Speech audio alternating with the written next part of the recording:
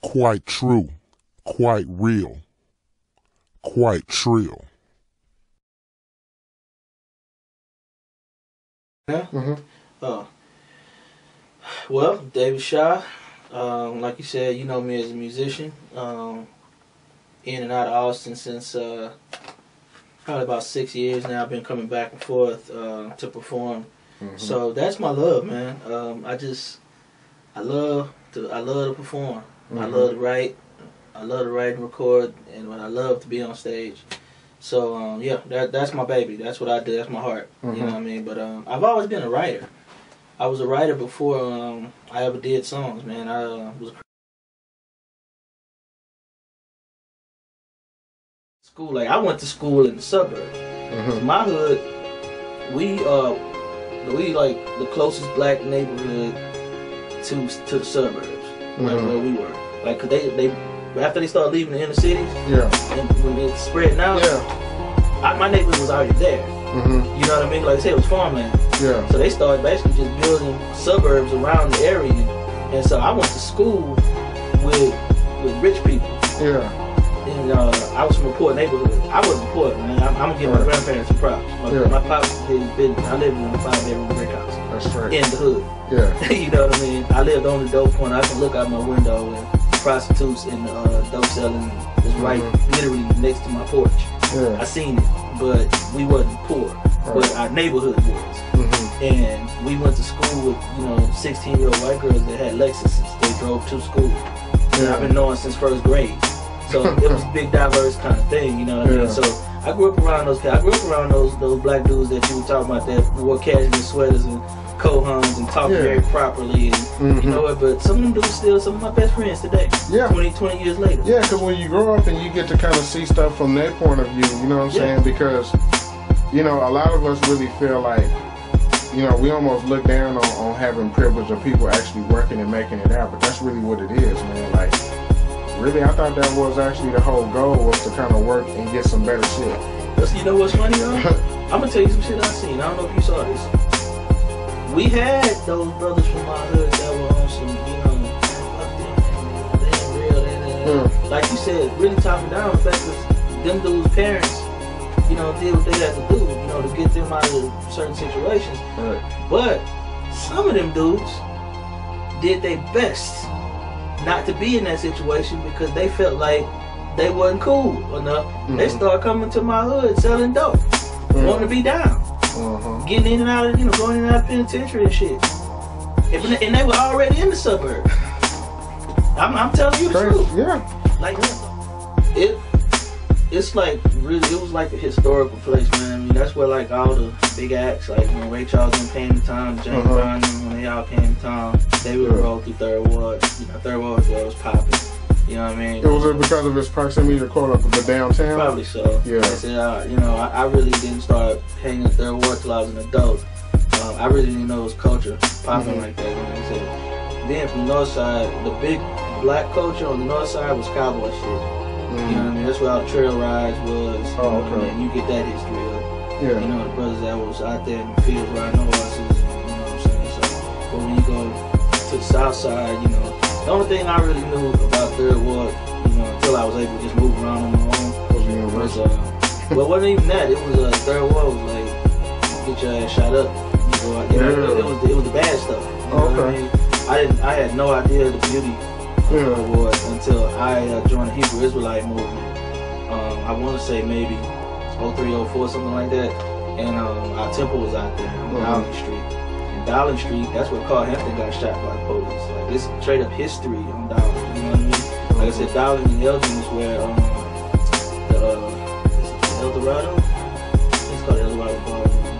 But anyway, like I said, it's like upstairs. And that's where, like I said, that's where James Brown, Duke Ellington, all these cats came through and performed.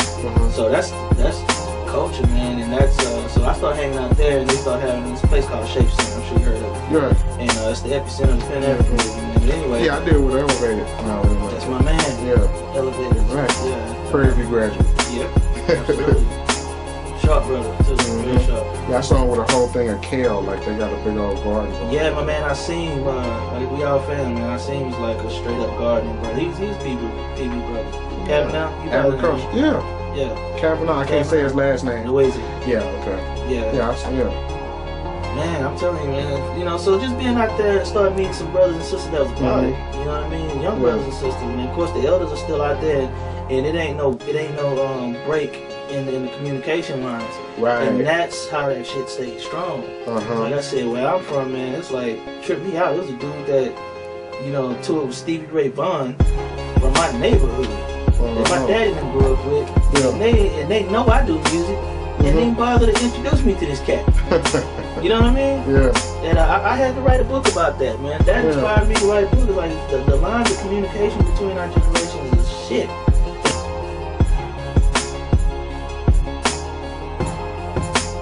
Talk about your literary work. Let's get into that. Because you just put out a book. What's your latest work? Well, I put a book out called The Bumbler versus the Chess Master. It's a children's book. You know what I mean? It's funny, I was laying down watching Mickey Mouse Clubhouse with my son, and Goofy had this character he plays called Sir Goose-a-Lot, where he's just this clumsy knight or whatever. Right. And so I was just laying there watching it with him, and all of a sudden I just got this idea, and I just jumped up and ran to my computer. 7 hours later, I came out with a finished book. But it was just a story of you know, I just said, you know what, we need our own characters, we need our stories, we need our heroes. And it's a mythology, you know what I mean? So based around African spiritualism and Pan-Africanism. And basically, you know, real short, it's I have a country of Africans that actually came from America, that settled in Africa. Wow. And this is generations later, but that's their history. They call it the Bacala. I based it off my man Asari Matef. He wrote a book called The Bacala of North America. That's a name so we can quit calling ourselves niggas and black folks and all these other things that really don't tell our story. So I asked him, could I use that title for that particular kingdom? He's like, for sure. So anyway, they're called the Bacala, and they settled, and they were the people that it was like 10 different countries in Africa that decided we're gonna make a confederation. And so they call it the 10 Kingdoms. That's the name of the confederation. But this particular story is about, anyway, I'm doing a series from the 10 Kingdoms, but this particular story is about just this, you know, princess. She got kidnapped by this dude who wanted this rightful place, you know, what he thought was his rightful place in the kingdom, because his grandparents got banished, and so he felt like he was an outcast, blah, blah, blah. Anyway, this guy here is the most unlikeliest of heroes, and I wanted to point it out because so many of us feel like, you know, we don't have what it takes to be successful. But what we don't realize is that whatever God you believe in, or whatever name you call God, if you go within yourself, the Creator put stuff in you that you can use to make you successful. Now, you might not be as successful as this dude next door, or you may not be able to use the tools that he used to be successful. Let me say it like that. But if you find yourself, alright, like I have one of my cousins, I won't say his name, but one of my cousins we grew up with, right? And dude in and out of the penitentiary, and all he talked about was muscles, you know what I mean? Because he worked out all the time while he was locked up, getting swole, get swole. But he wanted to keep selling dope because he feel like he didn't have any other opportunities. And it was like, dude, you're a fitness junkie. You know what I mean? Look how cut up you are. All you do is work out. You come over here and tell us, do this, man, it'll get you cut, it'll get you swole. This is what we did in the penitentiary. Man, take that, put it on tape, and sell it. Because that's a part of your web series. You know, all these kind of things, you know, that was before we went into the web, but it was like make videotape. That was back in the day. VHS. Hey, you see that right there? For sure. Exactly. And so it's like things like that, and that's why, you know, this guy here, he's a clumsy guy. He stuttered. He wasn't, you know, but the ancestors used him, and you know that part of his personality to defeat this foe that no great warrior, no great scholar, anybody could defeat this guy. Because they called him the chess master because he could figure out your moves before you got ready to make it. So whatever strategy you came at him with, he could figure it out and defeat you. Right. So nobody could defeat this guy. But this particular guy here, he couldn't come up with no strategies because he was just clumsy. He was just this bumbling guy. They called him Bumbling Bakari. That was his nickname. And everybody laughed at him and all that. But the ancestors used him because there was no strategy for this. And that's even telling the story. Well, he basically didn't realize it until after it was done, but what he did realize is the ancestors said it and talked through, you know, the queen mother of the country.